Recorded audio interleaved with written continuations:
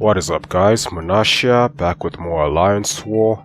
This is the 5th war of the season, and once again I'm going in with Quake, Nick Fury, and Red Guardian.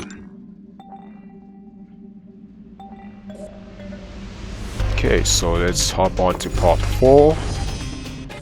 And first up we have Nick Fury, and it's been a while since I fought Nick Fury on this node. I used to fight him here almost every other war, but lately he hasn't been here much. So yeah, first we gotta Quake this Nick Fury with Spite and Unstoppable. So I'm just gonna go ahead and apply my boosts, because the third fight, that brute force fight, is gonna be a little bit tricky, and you'll see why soon enough. Okay, so I'm just gonna go in with a greater champion boost.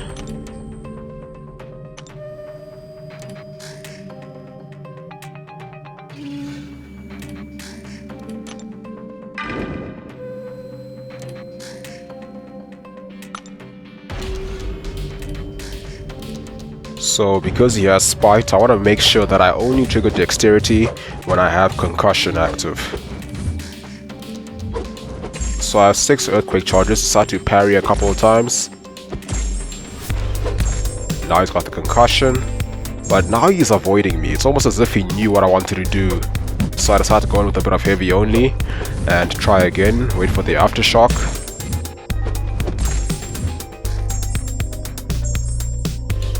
And this time I can Dex whilst Concussion is active. So now I'm pretty much good to go for the rest of the fight. I already have the Dexterity, and anytime you Dex, it's not going to reapply itself, so that pretty much takes care of Spite. Now it's basically just a standard Quake versus Nick Fury fight. I just need to make sure that I do not hit him, otherwise I'll lose the Dexterity buff, which means in order to do that again, I'll have to bypass Spite again if I want to Dex. I do find Nick Fury one of the easier, newer champs to Quake, just because he's got very recognizable combo enders.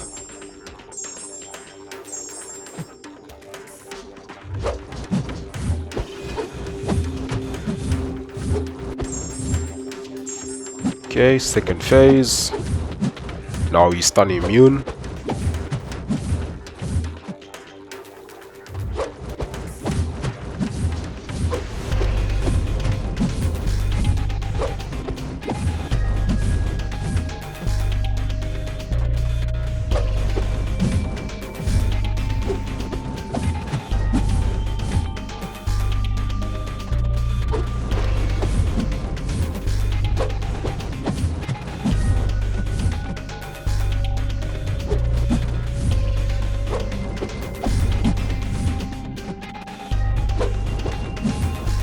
Okay, so he goes down, no problems there.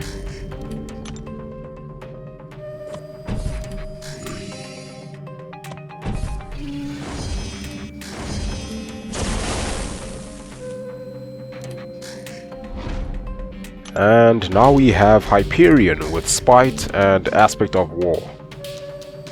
So this one I'm going to use Red Guardian, and also just apply an invulnerability boost just so to make sure that I can tank some specials without taking any damage.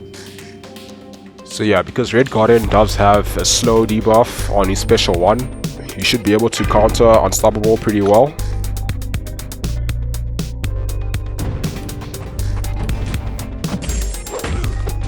So I go in, parry, throw 2 combos, and then I get the slow debuff on him. And there I managed to actually prevent him from gaining power because I have the Pacify Mastery, which lowered his ability accuracy.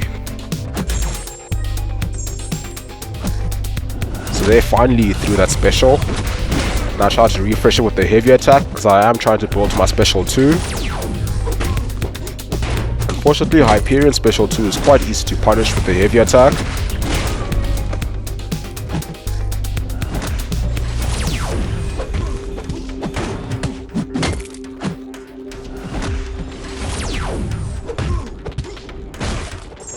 Okay, it would have been nice if we got a crit there, but unfortunately not. I just decided to go in with a heavy just to refresh the slow.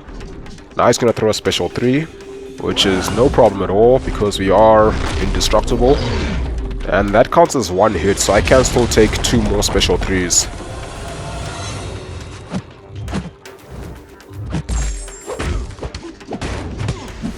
Okay, throw another special 2, and again, no crits unfortunately. Start to refresh with the heavy attack. Tank another special 3.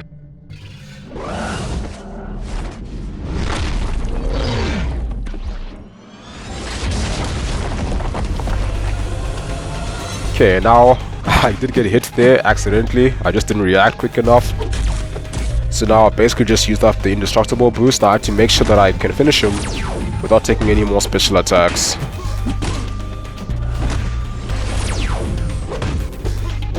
I'm just waiting for my shield to come back. Then one more special 2 should do it.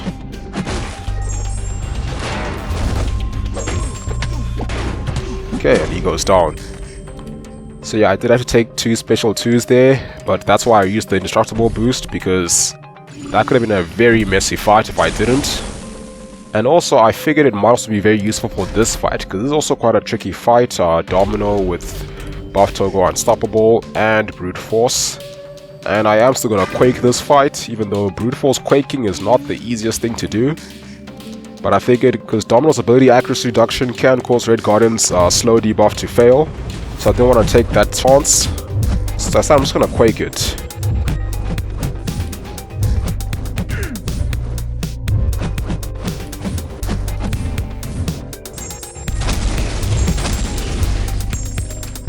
So I started off fairly well, just doing light taps here and there. But there, unfortunately, she went unstoppable just before I managed to tap her.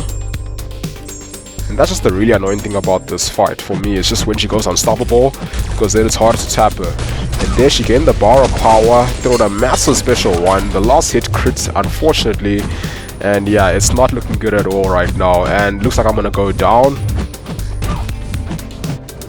I decided to throw that one there. And yeah, I made a mistake there by actually dropping my heavy attack. I should have given her one more tap, because then she wouldn't have gained a full bar of power. And then I could have maybe soloed the fight, but yeah, I just managed the fight poorly, to be honest. The first mistake I made was when I dropped my heavy attack when she gained the bar of power. I didn't do it fast enough because she hit me with a special 1. And that did a massive amount of damage, which was quite unfortunate.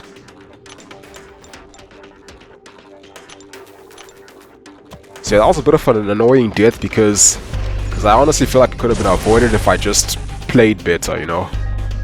But yeah, just revive Quake and finish her off.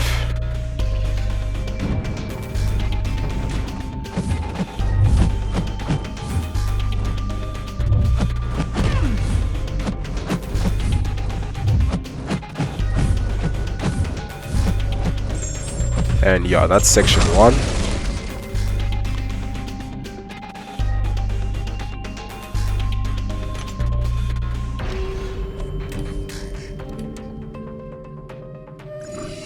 Okay, now let's move on to section 2, and first up we have Annihilus with Redoubled Determination and Strike Back. So once again I'm going to use Quake for this fight, just because it's just so much safer than using Red Guardian.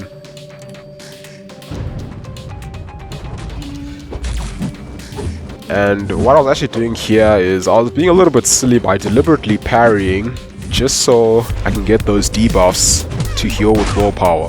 Although I did get clipped there, which kind of just defeated the purpose of it.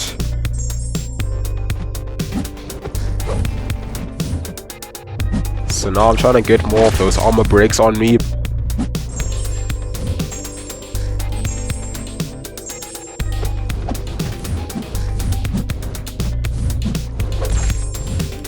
And now when I am parrying him, the stun actually is applying, which is kind of annoying, because usually when I do want to parry stun him, it doesn't work. Whereas here it's actually working when I just want to get the armor break. So yeah, let me just stop doing that and just start taking this a little bit more seriously.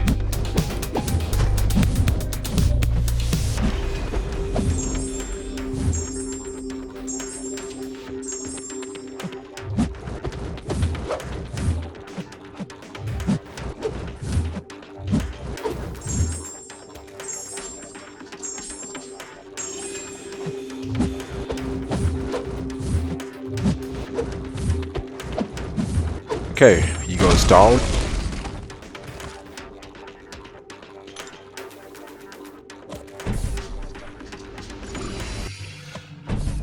Alright, and now we have Warlock with limited immunity and buff toggle Unblockable. So once again, I'm going to use Quake for this one because, you know, she won't have to worry about parrying or getting infected or any of those nodes.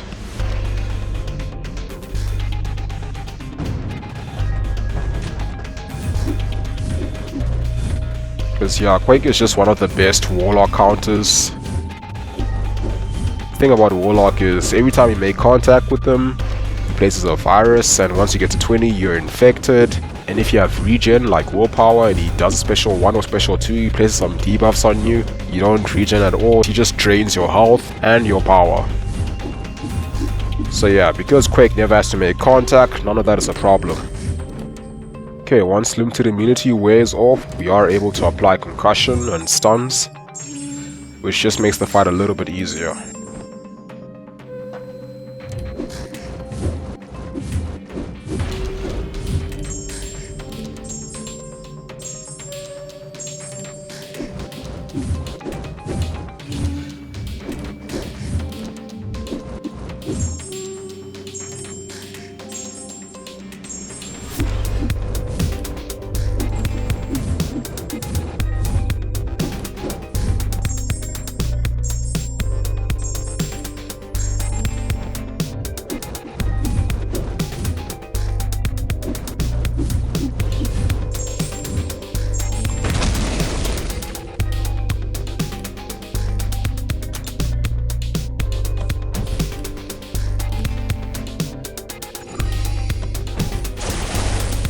Okay, now we have Emma Frost with Safeguard, Tank Buster, and Kinetic Transference. So for this one I'm going to use Nick Fury because he's got good damage over time.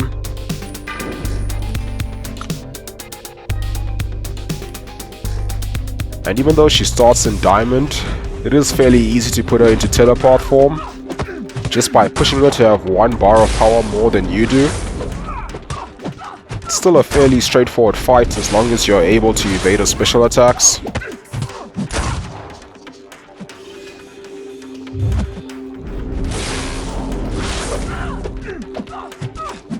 So there I was just dumping my special 1, just to put her into Teleport form.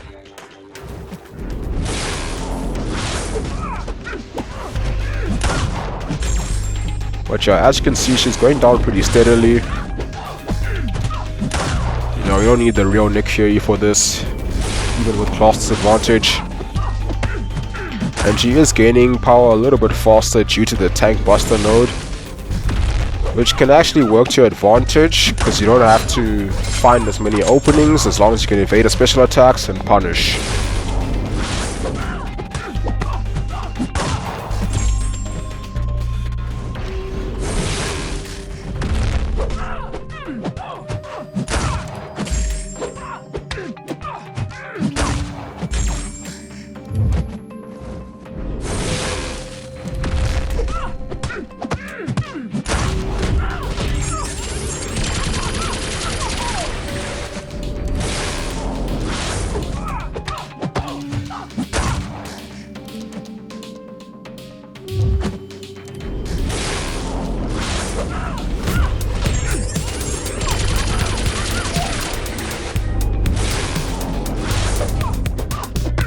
Okay, and she goes down.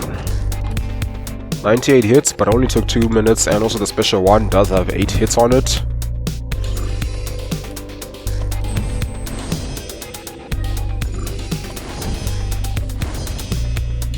Okay, so now in section 3 I'm going to be doing 2 fights on the right.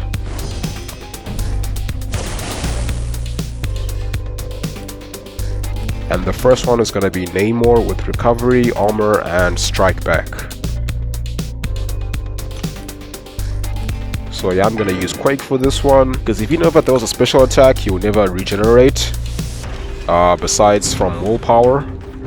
Although it seems this Namor doesn't even have willpower, which just makes it a little bit easier.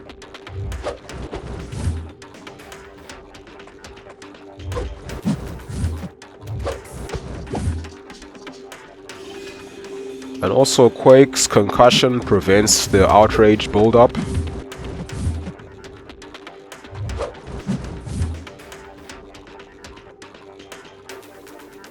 So you see we're 30 seconds in and he only has one outrage right now. So I'm not sure if this is intended, but there's actually no sound when Namor gets stunned. But either way, it's no big deal.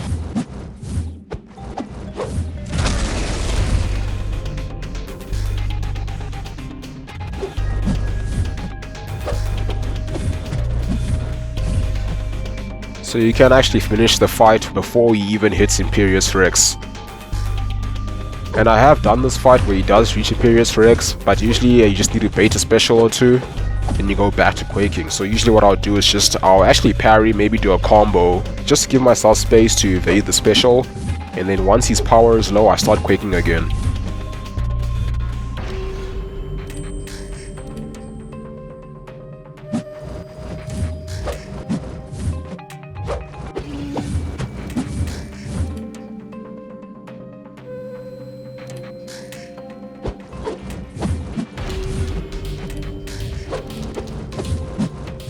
So yeah, that was a pretty simple fight.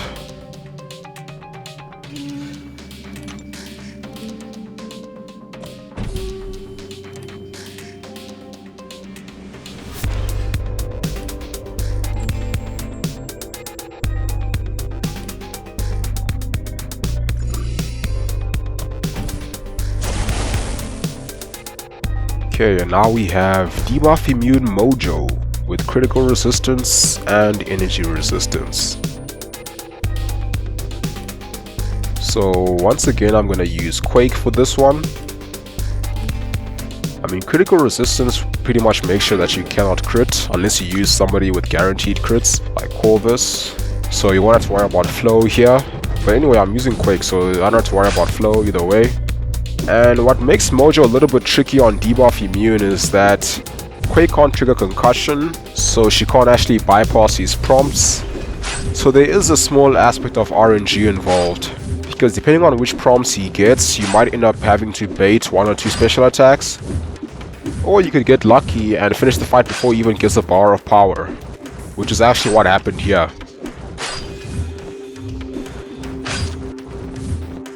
So usually when he gains a bar of power, maybe I'll do a combo. As long as the anti-life field isn't active, I'll do a combo to give myself space, or I'll just bait a special one in the corner and just block it, and then carry on Quaking. But as you can see, I mean, we've done the vast majority of this fight without him gaining any power at all, which is very nice. And this doesn't always happen. It's actually quite rare for me to go this long without him gaining any power.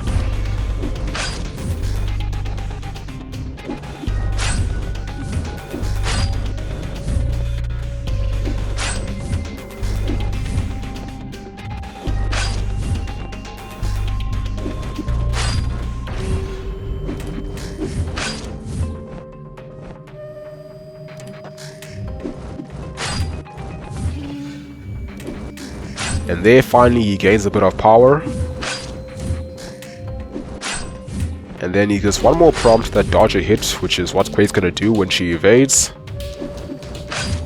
But it's too little too late and he goes down. So that was one of my cleaner solos on Debuff Immune Mojo, just because he didn't gain a bar of power in that fight.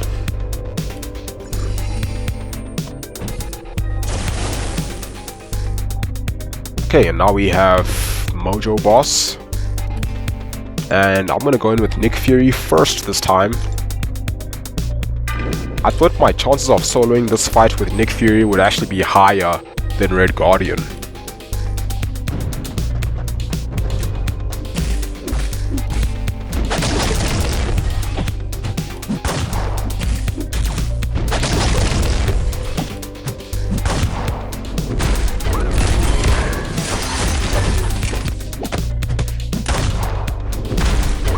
Okay, so now I want to parry to remove the power floods. And I need a beta special too.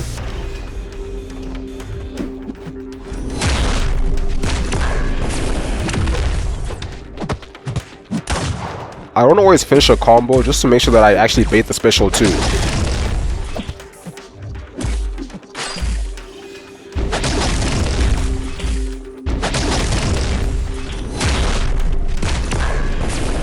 And there, fortunately, had the anti-life field whilst I had to evade the special 2. So I'm going to take some degen on me. And in this fight I got cornered quite a lot. So this one wasn't as good as the last time I fought him on this node with Nick Fury. And there I accidentally got clipped, and that sort of just messed me up. And I took 3 stacks of degen, so yeah, I'm not sure what happened there. Like, I'm actually surprised that I mistimed the evade there and got clipped. I might need to rewatch that one again. But yeah, anyway, now I'm just gonna go in with Red Guardian and finish off this fight.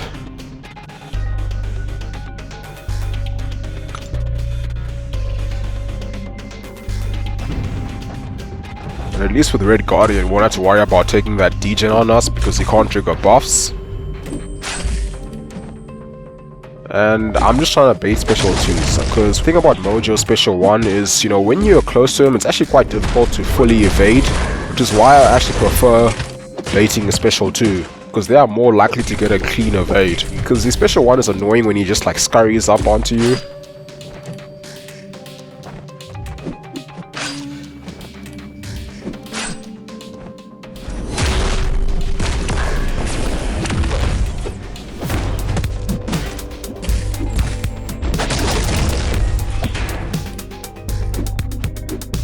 Okay, now I'm in the corner, I just have to bait a special 2.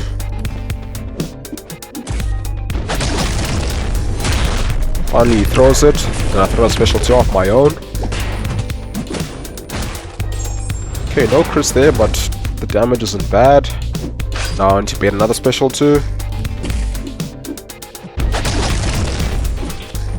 And finally he throws it. Also evading it just builds up my durability, which is quite important for a fight like this, because I'm trying to only parry and not just block, except for a special 1. And the more durability you have, the more damage a special 2 will do. So what I do when I'm cornered is I bait a heavy attack by holding block. And then after dexing this heavy attack, I don't immediately go back to holding block again. I actually just wait a few split seconds, because basically that will give him a small opening to throw his special 2. Because if you're holding block, he's more likely just to hit your block or throw a heavy attack. So that's why I wait just a little bit more after I release my block before I hold it again. Because you basically need to give him an opportunity to throw his special attack, and he's not gonna do that if you're constantly holding block.